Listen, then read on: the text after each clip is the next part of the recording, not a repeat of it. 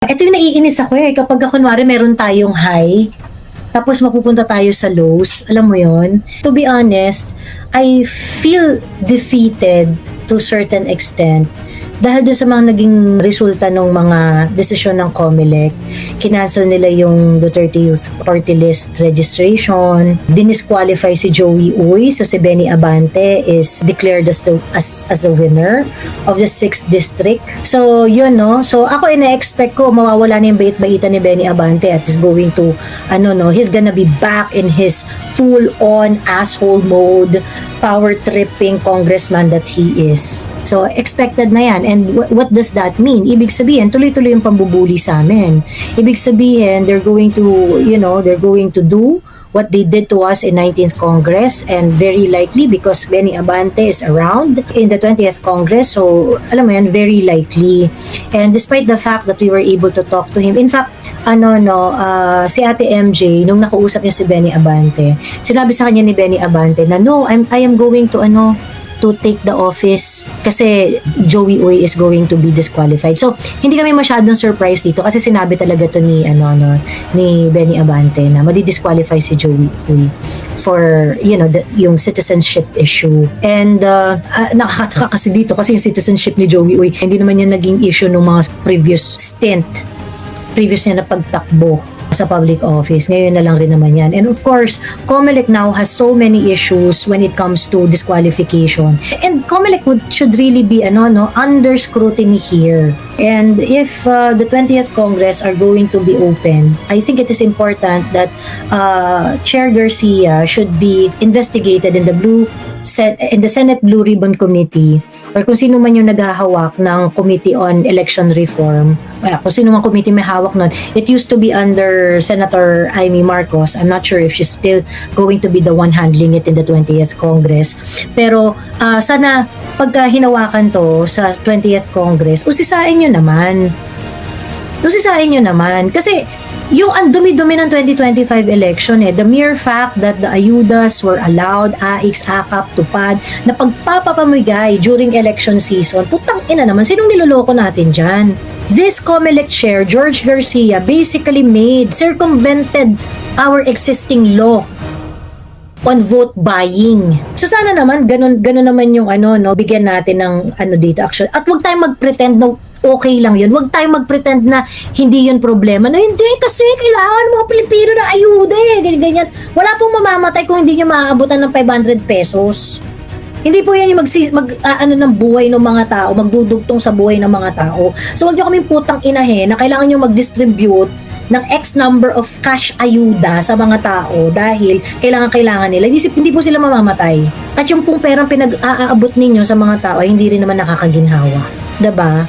And a reasonable group of congressmen should also call for investigation on this kind of behavior of COMELEC. COMELEC is an independent constitutional body who's going to scrutinize them, especially their policies. And also, hindi ko rin maintindihan kung bakit walang pumapalag doon sa disqualification na pinag-i-issue ng COMELEC after October 2024 at nag-print sila ng balota even before magsipaghinugan yung mga kaso ng disqualification sa Supreme Court before the deadline of printing of ballots.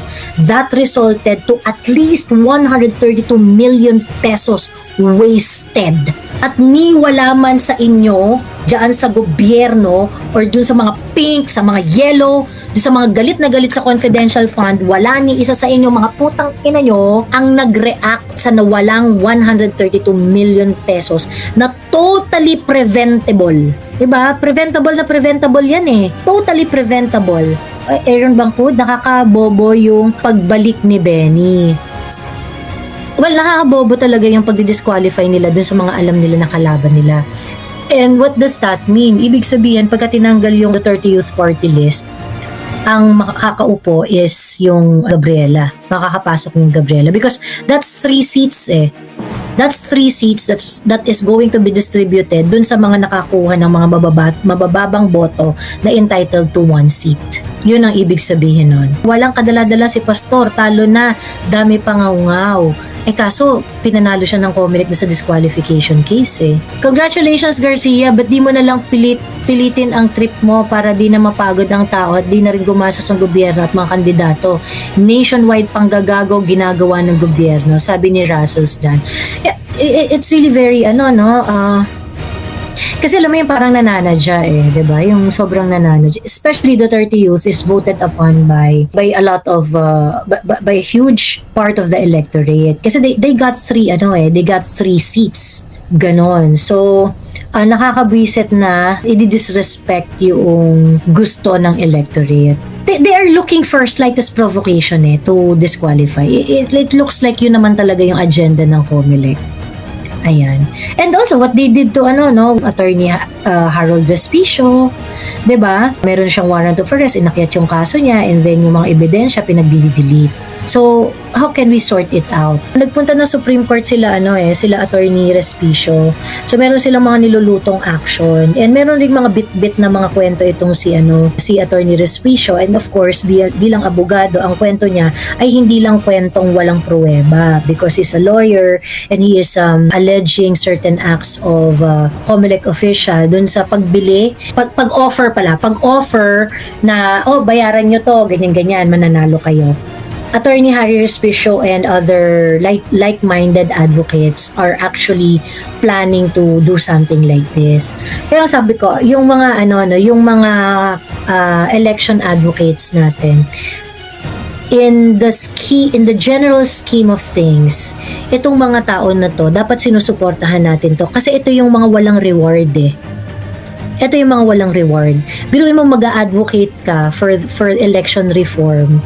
And yet, you know that you're not going to get any power. Kasi nga, the election itself is the one that you are questioning eh. Bakit ngayon lang lumabas ang issue kung kailan nanalo na halata naman masyado nga galaw nila, sabi ni John Saff. Kasi kung natalo yan, hindi naman nila papadisqualify yan. Diba?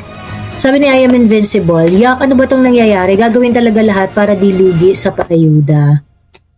Separate na dapat mga Bisaya at Mindanaon, sabi ni Best Anime Moments. Di pa tayo pagod sa ganitong paulit-ulit na lang, sabi ni Rysel. I feel really bad, sa totoo lang. Nakakapagod. And I think level up sila sa panggugurgur in the next coming weeks. And especially lalo na kung magiging House Speaker si Martin Romualdez. Kasi ibig sabihin, may lisensya naman itong mga ulupong na to para manggago. Itong ginagawa ngayon na disqualification ng mga Duterte-aligned politician ay kitang-kita mo ang fingerprints ni Madam para hindi mapag-usapan ang kanyang name mention doon sa crime sa LA. Sabi ni Kumbati Aguila.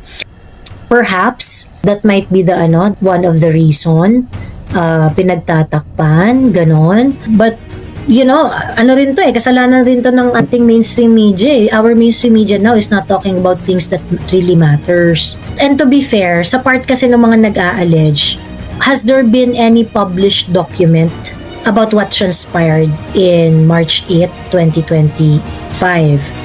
And marami na mga spekulasyon na nangyayari dito kasi dahil nga doon sa document na which is nakita ko rin yung request, public information disclosure request in accordance with the California law na kung saan nakuha yung report na involve si Lisa Marcos doon sa nangyari nung March 8 sa pagpanaw ng isang ngang personalidad na private citizen. So sabi dito, on Saturday, March 8, 2025 at approximately 11:30 hours, officers were dispatched to the Beverly Hilton Hotel regarding a person not breathing. Officers entered room and observed hotel security performing the chest compression on an unconscious male subject.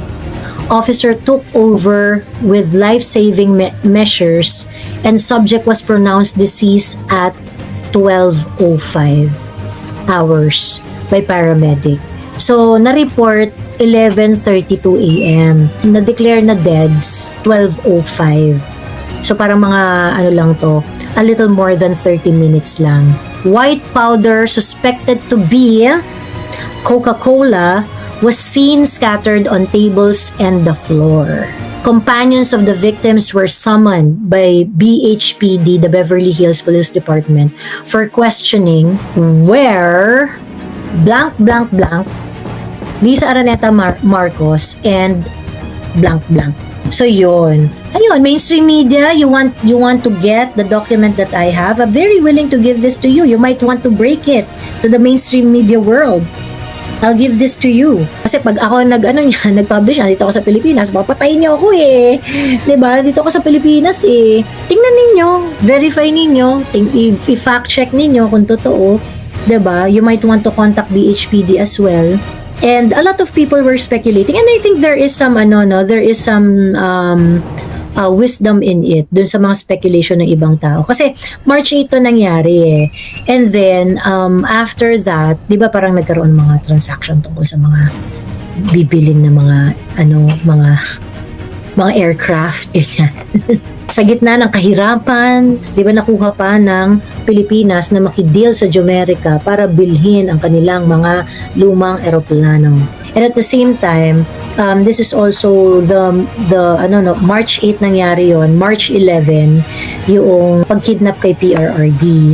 So ayun, talaga nag-implode sila dun sa part na yun. Tanong lang, nakalabas na ba si PRRD? Hindi pa po nakakalabas si PRRD, okay? Yung kanyang interim release ay still being processed. Actually, sa totoo lang, yung nangyayari, di ba na-reject yung request ni Attorney Kaufman na i-inhibit yung dalawang judge na sinanction din ng US, and apparently nagkaroon na rin sila ng stand on the issue of jurisdiction sa kaso ni PRRD. Attorney Kaufman wanted them to be disqualified kasi syempre nga there is a possibility na prejudge na yung issue ng kaso ni PRRD about jurisdiction, but the ICC rejected it. So, sa totoo lang, it's not really a good sign eh. Binabalagoong na tayo ng ICC. Nevertheless, yung interim release ni PRRD, gumagana pa at unopposed yung kanyang interim release. Sabi ni Michelle Balinan, walang mangyayari kung puro lang ngaw-ngaw sa SOCMED hanggang 2028 yan. Abusuhin nila kung lagi ganito, wala na tayo boses sa next election, kaya alanganin talaga ang VP if she will run for president. Sabi ni Michelle Balinan. Actually, yung ngaw-ngaw sa social media, do not also underestimate it. Kung wala tayong ibang magagawa at ang ngaw-ngaw na lang yung magagawa natin, do the ngaw-ngaw well. Kung hindi nyo kayang magrevolusyon, hindi nyo kayang lumabas sa kalye, at hindi nyo kayang to go above and beyond para dun sa bansa natin, kung hindi nyo kayang ialay ang buhay dito sa bansa natin, and all you can do is ngaw-ngaw, then do the best way to ngaw-ngaw. So, wag nyo nang maliitin. Walang mangyayari kung panay tayong ngaw-ngaw. Kung ngaw-ngaw na lang kaya nyong gawin, di galingan nyo nang umaw-ngaw. 'Di ba? Gamitin na natin sa tamang pamamaraan yung pag-ngaw-ngaw natin.